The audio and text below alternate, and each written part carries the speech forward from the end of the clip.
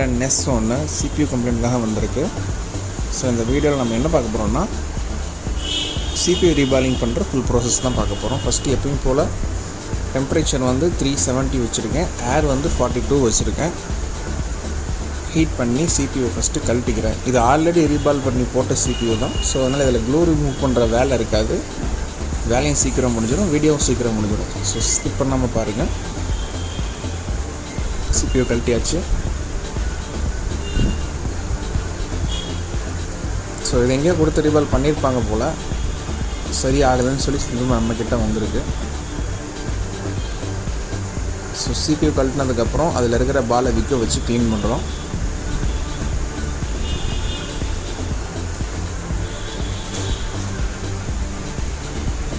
Okay, ஒரு side பண்ணியாச்சு.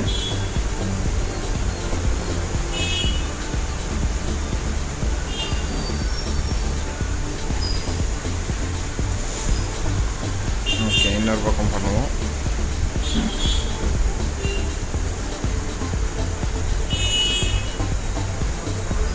சால்டிங்கில் வந்து 450 வச்சுருக்கேன் டெம்பரேச்சர்.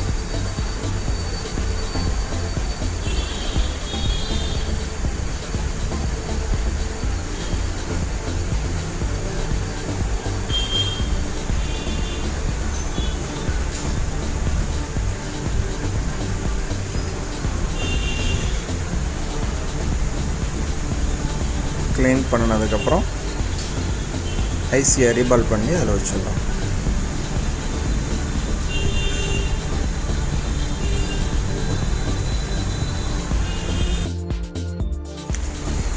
ஐசி ரீபால் பண்ணிடலாம்.